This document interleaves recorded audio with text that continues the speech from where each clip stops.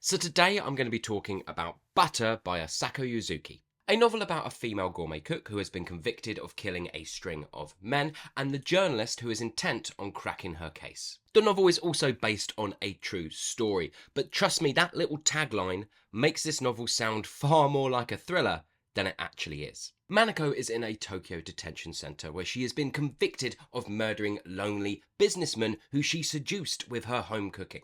Her case seems to captivate the nation, but Manako refuses to speak to the press or even entertain visitors. Enter journalist Rika.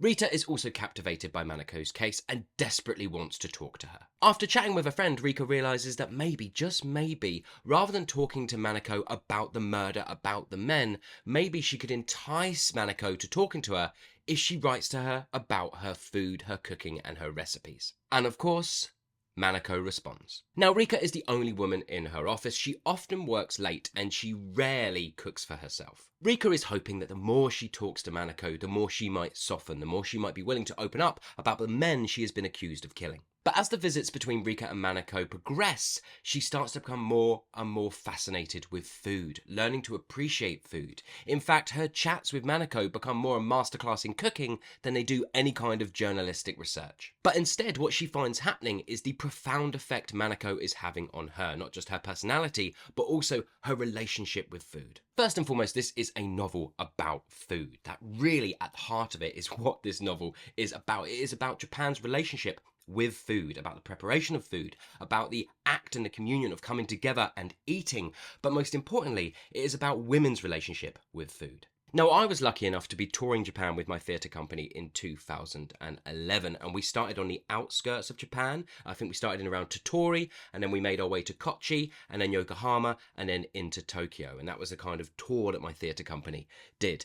And I must admit, at that time, I don't think I saw one woman at all in the entire time I was there, one woman who was overweight. Now, statistically, I must be wrong because I was in Tokyo, a city that has hundreds of people walking the streets at any given time. I must have seen a woman who was overweight. But honestly, from looking back at my time working there, I really can't remember anyone I bumped into, anyone I spoke to on any of my travels, any of the performances we did, in which I would consider any of the women like overweight. I really didn't. And that's kind of what this book is really looking into. The novel is a massive and probably too long exploration of Japan's obsession with women being a certain body type, and actually what that pressure has done to women in how they approach and how they handle or deal with or think about food. It's also looking at themes around misogyny, obsession, romance, and also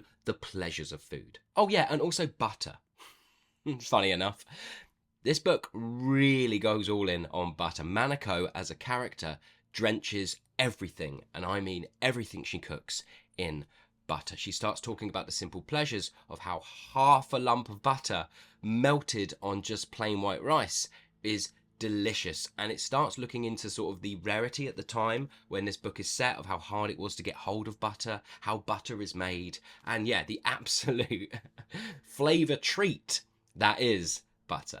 As the novel progresses, we have these shifts, these turns as the plot starts building, but this is a very, very slow novel. It is much more a piece of literary fiction than it is a thriller. The novel also likes to go off on massive tangents. This book takes its time, and I think it's really important for you to know that going in, because I think based on the cover, based on the way that you sort of read the blurb on the back, everything about this novel would suggest it's a thriller, something a bit like, like Silence of the Lambs, in which we have a protagonist talking to a sort of serial killer and maybe learning and growing through their experience with them. But this is not really that book. This is much more a piece of literary fiction about a woman discovering herself, her relationship with food, and dealing with past traumas. That's what this novel is about, and the sort of, serial killer add-on just enables her to understand and explore these things. It's also about friendship. 3/4 of the way through, we have a little bit of a sort of turn in the novel. Yet again, not a twist, but it goes in a bit of a different direction than what it had been building to. So yeah, it's a very tricky one to sort of recommend, because I think a lot of people will be drawn to it thinking it's a thriller, and it's really not that. It's a very, very slow exploration of a culture's obsession with food and a woman's discovery and understanding of her own relationship with food and how that relates to her relationships in general. I cannot stress this point enough though. If you enjoy novels that talk about food, the making of food, the preparation of food, the sort of, when they're described so well you can almost taste it, then yes, this is definitely a novel for you. I mean, you would only be buying it for that reason, but still, if you love those novels about food, this is definitely one for you. So what did I like and what didn't I like? What I liked. Well, I actually really enjoyed the themes of this novel. Even though it is very bloated, I enjoyed what this novel was looking into. That idea of fat phobia, misogyny, a sort of nation's relationship with food. I thought those things were quite fascinating and actually put a lot of light onto my experiences when over 10 years ago I was in Japan. I think I was just a bit too young to sort of understand at that point. So yeah, really like this book for that. And building off of the back of that, these sort of impossible beauty standards that are placed upon Japanese women was really brought to life in this one. And yeah, I found all of that really fascinating. I really enjoyed the relationship between Rika and Manako and the way their conversations build, their time together. They come from such opposing places. Like Manako is very anti-feminist. She believes that a woman's place is in the kitchen to prepare food for a man to make him feel good at the end of the day. She believes that a woman can woo a man with her power in the kitchen, and that is the way to his heart, and that a woman should be good at preparing food. And whereas we have Rika, who works all long hours of the day, she doesn't ever really cook for herself, and actually she's not really interested in providing that kind of sustenance for a man. And the way they sort of shift and change each other as the novel builds, yeah, I thought that was developed nicely. Now, I've already mentioned it, but I will repeat myself. I absolutely loved the descriptions of food. Now, I've always enjoyed the way food is described in novels. When authors get it right, oh my God, I can almost taste it, I can almost smell it, and I feel like this book does it really well. And I'm going to be really honest, it is the descriptions of food that really kept me reading this one. I also felt like the use of recipes was quite an interesting sort of plot device for this novel. The way that each recipe that Rika is going away and making sort of improves her life and advances her and the plot at the same time. I thought that was a nice, interesting way to structurally keep this one moving. And my final like, and this is very much a personal one, so I think this will definitely differ based on the reader, I just really enjoy Japanese culture. I enjoy learning more about Japanese culture and diving into the sort of idiosyncrasies that make up their culture, contemporary culture, but even the sort of like the history of Japan. I really enjoy novels that tackle and look into those things, so of course, yeah, that was a bit of a tick for me.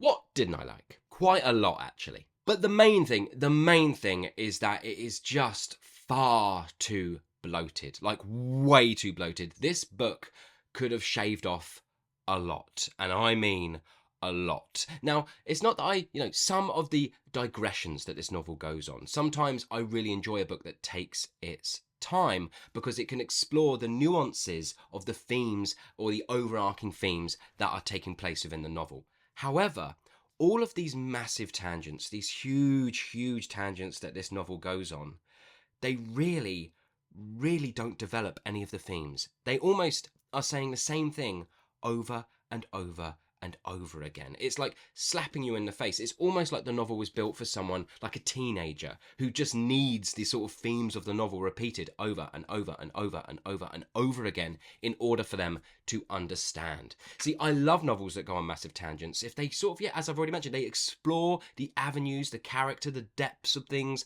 just a little bit further. I don't mind novels being really slow, but I do mind novels being slow and bloated when they're not actually advancing anything. They didn't really advance the narrative or the plot of play. They advance maybe our protagonist a little bit, and they definitely don't advance the themes that are taking place and what the book is looking into. It's just repeating the same thing over and over again. And the final thing I absolutely proper hated about this book is that it is trying to be two things and it ends up doing both of them very badly. I think literary thrillers are really hard to get right, to get that balance just right, and this book fails spectacularly at it. It should have just picked a single lane. I think it would have been much stronger if it had decided to just be a piece of literary fiction. However, it's trying to do these twists, it's trying to do these turns throughout, and you just don't care because there's been no sort of narrative build towards it. We have sat too much time in the sort of literary fiction lane in having a real sort of character exploration to then really care about the plot that's taking place It is a mess. It's all over the shop, and ultimately, it really damages the novel. There are also loads of little small things that I didn't quite get on with this novel. Like, I really enjoyed all the themes it was exploring and what it was trying to do, but some of them just aren't nuanced enough. Like, its look into misogyny really only sort of scratches the surface. And I like how much it's going all in on it and opening up the idea of how it exists within Japanese culture, but I would have liked something a little bit more nuanced. Again, the side tangents that this novel goes on, those are the areas where we could have got a more nuanced exploration, but we just don't get that.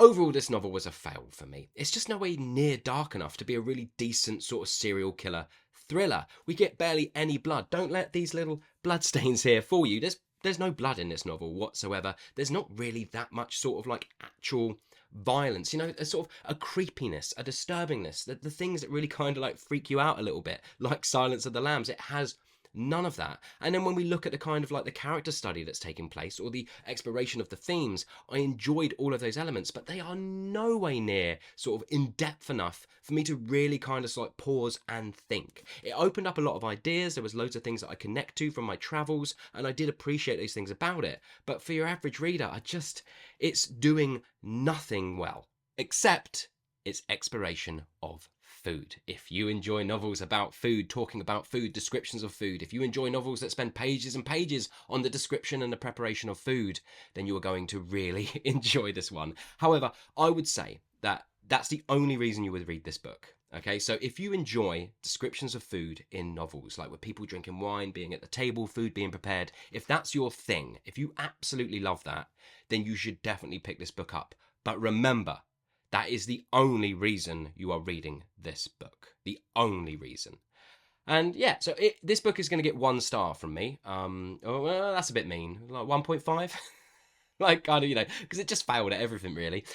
However, it gets that 1 star because of how good the descriptions of food were. I enjoyed that aspect of it. But everything else, if it didn't have that, then I don't think I would have finished this book. I generally don't DNF books, but I probably would have with this. It's just way too bloated, way too long, and does nothing that interesting. Anyway, have you read this book? And if so, what did you think about it? Did you love it? Did you hate it? Please let me know in the comments below. And as always, I want to thank you so much for watching, and I'll see you all on the next one.